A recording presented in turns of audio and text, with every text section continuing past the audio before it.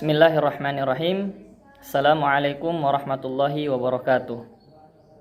Berjumpa lagi. Nama Miftahul Khair dari kelas PAIC semester 6. Yang terhormat dosen pengampu Mrs. Siti Sa'adiyah SPD M.Hum. Kawan-kawan sekalian, perkenankan saya untuk bercerita tentang impian yang saya cita-citakan selama ini. Tetapi perlu kita ketahui, di sini saya akan menceritakan terlebih dahulu keseharian dan kegiatan saya ataupun daily activity saya setiap harinya. Maka daripada itu, stay tune, jangan beralih dulu, jangan beranjak dulu, karena cerita yang saya bawakan tentunya akan menjadi pelajaran dan pengalaman buat kawan-kawan semua. Baiklah teman-teman, kita lanjut lagi. Di sini sebelum saya bercerita, saya akan mengutip dulu bahwasanya Rasulullah SAW itu memiliki impian dan cita-cita yang sangat mulia dan sangat besar. Mau tahu apa impiannya? Apa cita-citanya? Cita-cita Rasulullah SAW adalah beliau selama dia hidup ingin menegakkan yang namanya dakwah Islam dan menyebarkan ajaran hak atau agama hak, yaitu agama Islam. Sehingga alhamdulillah pada hari ini cita-cita beliau pun tercapai. Kita sebagai umat muslim yang hari ini, yang 1400 abad yang lalu, bisa beriman dengan apa yang dibawa oleh Rasulullah Sallallahu Alaihi Wasallam. Baik teman-teman, mari kita mendengarkan cerita saya terkait. Alhamdulillah, di sini kita sudah melihat di belakang saya ada daily activity saya ataupun kegiatan sehari-hari saya. Tetapi untuk kali ini saya hanya merangkum poin-poin besar dari daily activity yang saya lakukan setiap hari. Maka daripada itu, sebelumnya saya ingin bertanya kepada kawan-kawan. Apakah kawan-kawan sudah tahu apa cita-cita saya? Baik, cita-cita saya adalah ingin menjadi seorang aktivis dakwah, di mana hari ini kita merasakan bahwasanya masyarakat di sekitar kita haus akan yang namanya spiritual, agama, pencerahan, nasihat-nasihat agama dan lain sebagainya. Maka daripada itu, kita sebagai umat muslim seharusnya dan sepatutnya lah harus menolong saudara-saudara kita yang mungkin bingung dan tersesat, dan kita sebagainya harus mengajak pada jalan yang lurus.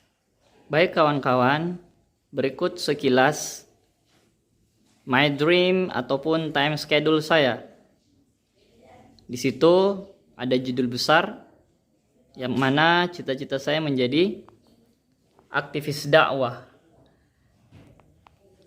Di sini di dalam karton ini saya sengaja menuliskan sebagian quotes ataupun kata-kata, karena ini kelak saya akan tempel dan pastinya akan menjadi sebuah dorongan dan pukulan untuk saya agar senantiasa tidak bermalas-malasan. Di sini ada man arada dunya fa'alaihi bil ilmi. Barang siapa yang menginginkan dunia dan seisinya, maka dia harus berilmu. Kemudian di pojok kanan sana kita bisa lihat ala bisa karena biasa. Tentunya. Baik kawan-kawan, di sini saya akan menjelaskan pertama terkait dengan permulaan kegiatan saya dalam satu hari. Stay tune. Oke kawan-kawan, mari kita mulai cerita kita dengan bersama-sama mengucap Al-Basmalah. Bismillahirrahmanirrahim. Pertama, time schedule my dream. Aktivis dakwah milenial. Kita akan lanjut langkah-langkah yang akan saya kerjakan untuk bisa mencapai impian yang saya impikan. Pertama, membaca Al-Quran dan membaca buku. Tentunya membaca Al-Quran dan membaca buku ini adalah sesuatu yang sangat umum. Saya akan merincikan sedikit bahwasanya di subuh hari saya akan melaksanakan salat 2 rakaat sebelum salat subuh. Karena ini betul-betul sangat manjur dan sangat mustajab doa-doa kita yang kita langitkan. Maka daripada itu, kawan-kawan sekalian, harus bangun dong sebelum subuh, supaya kita semua mendapatkan keberkahan dan rahmat Allah Subhanahu wa taala. Kemudian di sini saya membaca Al-Qur'an, membaca artinya, membaca terjemahannya. Kemudian paling tidak minimal saya harus menghafalkan isi dari Al-Qur'an atau ayat yang saya baca. Karena untuk menjadi aktivis dakwah harus memiliki kecakapan dan kompetensi, salah satunya tahu dalil-dalil ayat-ayat Al-Quran terkait tentang problematika kehidupan kita sehari-hari. Kemudian di sini ada membaca buku. Membaca buku di sini masih sangat umum tentunya. Membaca buku di sini saya banyak membaca buku terkait tentang buku-buku kiri ataupun buku-buku pemikiran kiri. Kenapa begitu? Saya menyukai hal tersebut karena saya juga suka bacaan-bacaan yang menantang pikiran dan senantiasa mengajak kita untuk berpikir. Kemudian saya tidak lupa juga membaca buku-buku pemikiran kanan.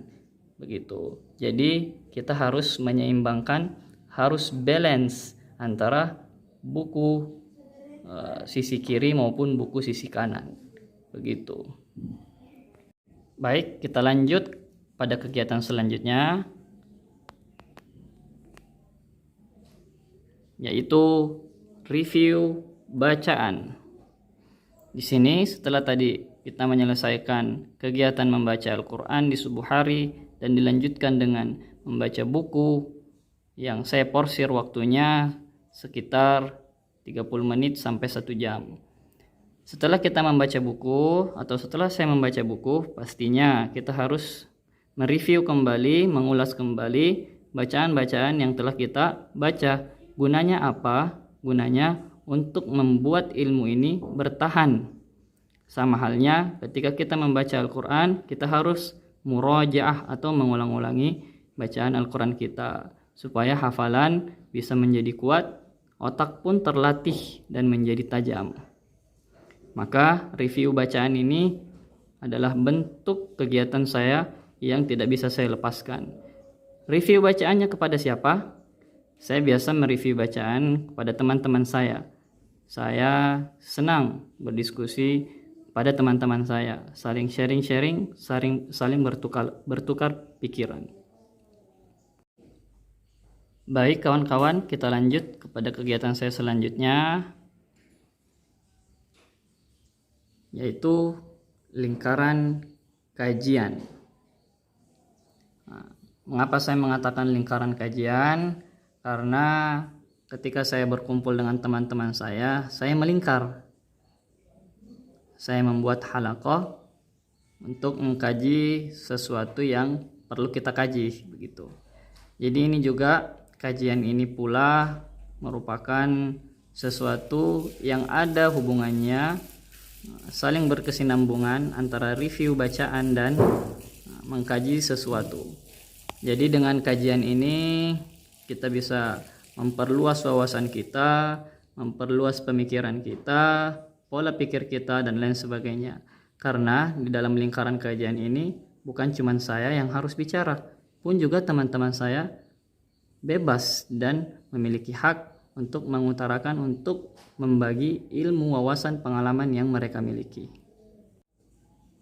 Rasulullah SAW pada zamannya sering sekali mengadakan yang namanya kajian bersama para sahabat.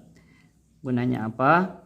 Agar ketika sepeninggalan Nabi, ketika Rasulullah SAW meninggal, para sahabat tidak ketinggalan wahyu yang telah disampaikan oleh Jibril kepada Rasulullah Sallallahu Alaihi Wasallam, sehingga pada hari ini kita bisa merasakan yang namanya nikmat ilmu, di mana nikmat ilmu ini para salafus saleh, ulama-ulama terdahulu, para sahabi dan lain sebagainya itu membukukan ilmu pengetahuan ataupun wahyu-wahyu yang telah disampaikan oleh Rasulullah Sallallahu Alaihi Wasallam.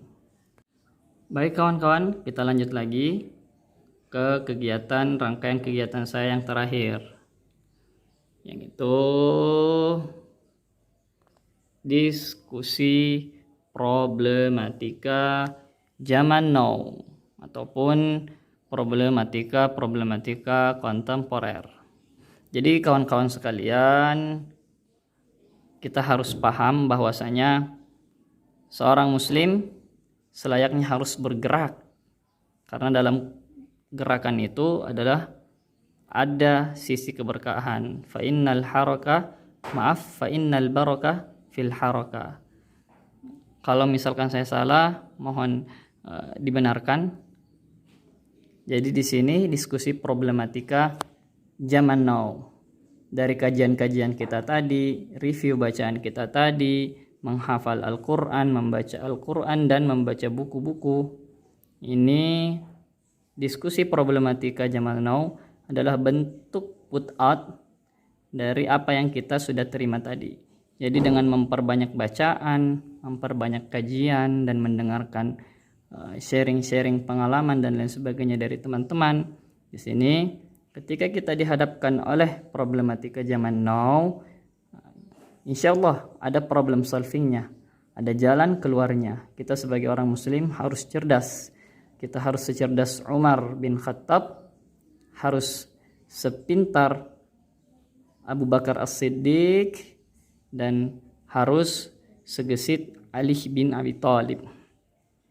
Nah, jadi inilah diskusi problematika zaman now. Maka selesailah cerita saya terkait tentang time schedule atau daily activity, yang mana ini adalah skema ataupun gambaran kegiatan saya sehari-hari demi tercapainya cita-cita saya, yaitu ingin menjadi aktivis dakwah milenial. Bagaimana kawan-kawan? Asyik kan? Jadi itu tadi secara singkat cerita saya tentang keseharian saya dalam usaha dan mempersiapkan diri mencapai atau merealisasikan cita-cita saya menjadi seorang aktivis dakwah di zaman milenial. Saya berharap kita semua diberi kemudahan dan kelancaran dan petunjuk oleh Allah Subhanahu wa taala dalam meraih cita-cita kita semua, dan semoga itu bisa terrealisasikan. Karena pada hakikatnya manusia hanya bisa berusaha, hanya mampu berikhtiar, tetapi yang menentukan adalah Allah Subhanahu wa taala. Maka daripada itu, sebagai prinsip seorang muslim ialah berikhtiar, berdoa, kemudian bertawakal, agar hati kita menjadi tenang dan tidak diserang dengan yang namanya keputusasaan dan kefrustasian dan lain sebagainya yang menyebabkan iman kita turun dan pada akhirnya kita kufur kepada Allah Subhanahu wa taala dan kepada nikmat-nikmatnya. Ini saja dari saya. Saya Miftahul Khair, pamit undur diri. Terima kasih. Wassalamualaikum warahmatullahi wabarakatuh.